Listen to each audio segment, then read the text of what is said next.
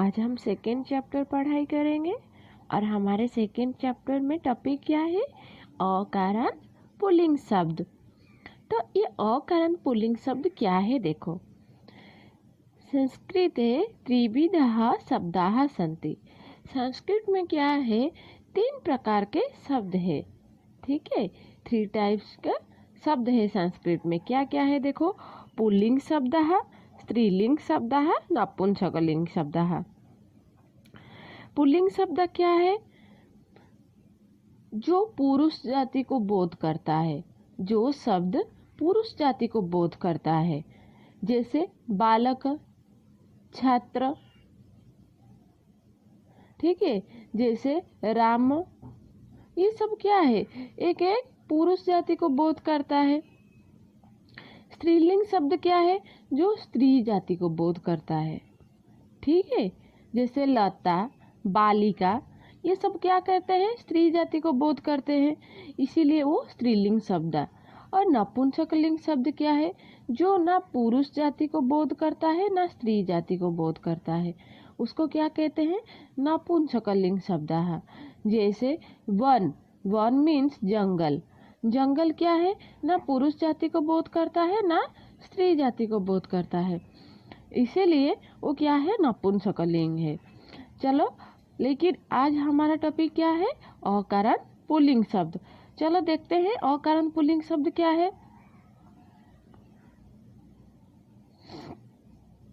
देखो, अकारण पुल्लिंग शब्द, और आप लोग को पता है हमारे संस्कृत में क्या है? 3 वचन है। एक वचन, द्विवचन, बहुवचन। एक वचन में क्या होगा? जैसे एक बालक, जहाँ एक को बोलेगा, कोई एक चीज को बोलेगा, जहाँ हम एक चीज को बोलेंगे, ये एक ही पेन है, जहाँ हम एक चीज को बोलेंगे वहाँ एक वचन हम यूज करेंगे।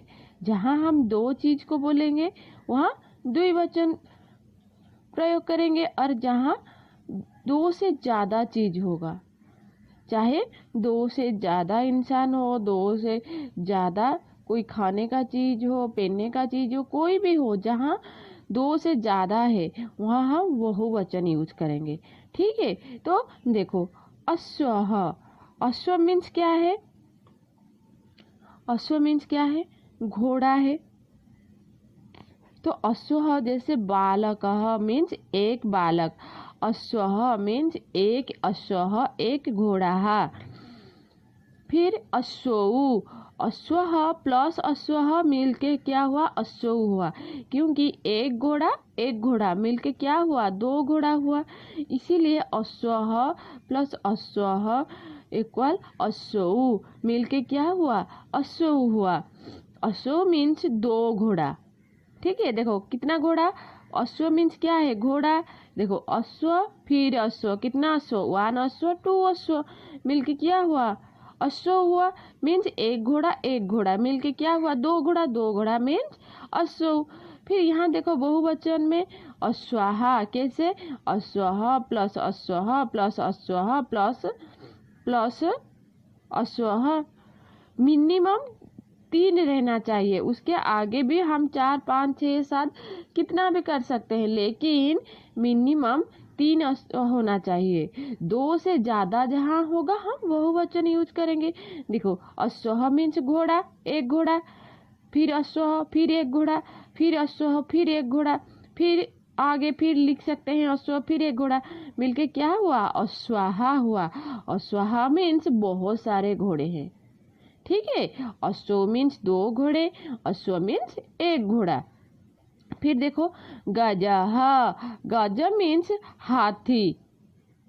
तो देखो फिर द्विवचन में क्या हुआ? गजऊ। क्यों गजऊ हुआ? गजः प्लस गजः, एक गज प्लस एक गज, 2 गज, तो हो गया गजऊ। गजऊ मीन्स 2 गज, 2 हाथी।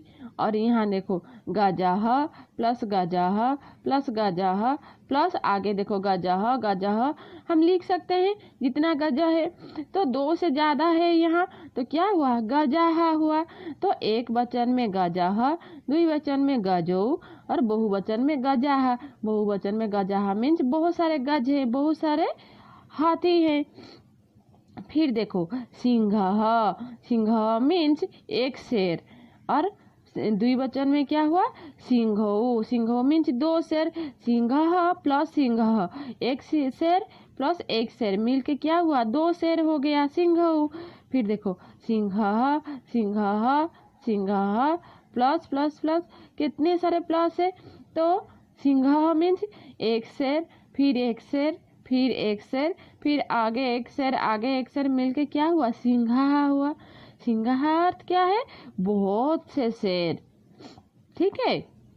फिर देखो मृगः, मृगः मीन्स हिरन, तो एक हिरन, मृगः मीन्स एक हिरन, देखो मृगः प्लस मृगः, दो हिरन हो गया, एक हिरन प्लस दो, एक हिरन मिलके क्या हुआ दो हिरन हो गया, दो हिरन क्या है मृगौ, मृगौ हो गया, मृगौ मीन्स दो हिरन। फिर देखो मृगः प्लस मृगः प्लस मृगः प्लस प्लस मृगः, मृगः मिलके क्या हुआ मृगः हुआ, मृगः मीन्स क्या है बहुत से हिरन। देखो ये तो हम शब्द देखे और शब्द का अर्थ देखे, लेकिन ये अकारण पुल्लिंग शब्द क्यों हुआ, इसमें ऐसा क्या है कि ये अकारण पुल्लिंग शब्द हुआ, क्या है देखो अकारण पुल्लिंग शब्द के अंत में हमको अ चाहिए, जिस शब्द के अंत में अ उच्चारण होगा वो होगा अकारण पुल्लिंग शब्द। जैसे हम अ उच्चारण हो रहा है या नहीं अंत हम कैसे जानेंगे, जब हम उसका वर्ण का विच्छेद करेंगे तभी पता चलेगा कि इसके अंत में अ है या नहीं है। जैसे देखो बालकः, तो ये जो शब्द बालकः उसका मूल शब्द क्या है बालक शब्द से बालकः हुआ, बालकः किसमें है जैसे सिंहः, वैसे बालकः, बालकः एक वचन में है, तो ये मूल शब्द उसका मूल शब्द क्या है बालक है। तो देखो ये बालक को हम क्या करेंगे वर्ण विच्छेद करेंगे, तो इसका मूल शब्द क्या है बालक है। ये बालक को चलो वर्ण विच्छेद करते हैं, देखते हैं इसके अंत में अ आता है या नहीं। देखो व हलंत प्लस आ वा, ल हलंत प्लस अ ल, क हलंत प्लस अ, बालकः हुआ, तो इसके अंत में आया अ, इसके अंत में अ आ गया, तो जब इसके अंत में अ आया ये क्या हो गया अकारण पुल्लिंग शब्द, क्योंकि बालक एक तो पुल्लिंग शब्द ये पुरुष जाति को बोध करता है, बालक ये तो बालिका नहीं है बालक है, तो ये पुरुष जाति को बोध करता है, तो इसके अंत में अ आ गया, जब इसका अंत में अ आ गया ये क्या हो गया अकारण पुल्लिंग शब्द।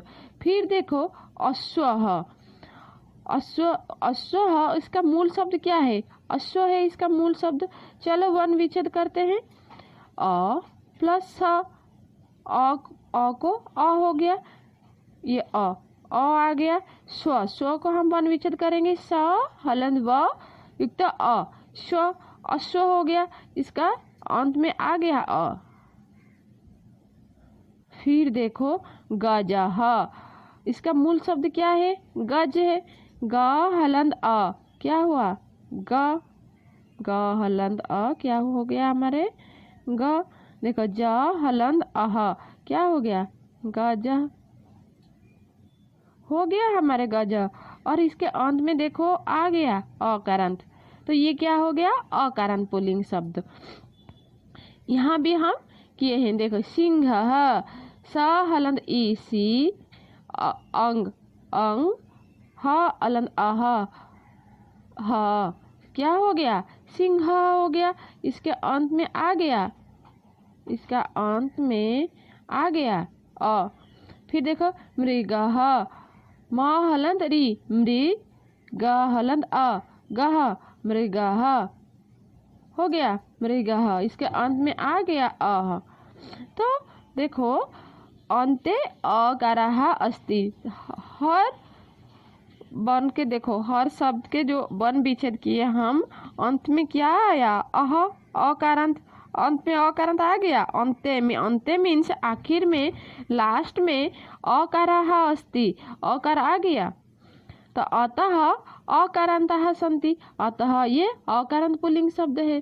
तो हमको इसमें ये सीखे कि जिस शब्द के जिस अंत में अकारांत उच्चारण होगा, अकार आएगा, अ आएगा, तो उसको क्या कहेंगे हम? अकारांत पुल्लिंग शब्द कहेंगे। जिस शब्द के अंत अ उच्चारण होगा वो हो जाएगा हमारे अकारांत पुल्लिंग शब्द। ठीक है।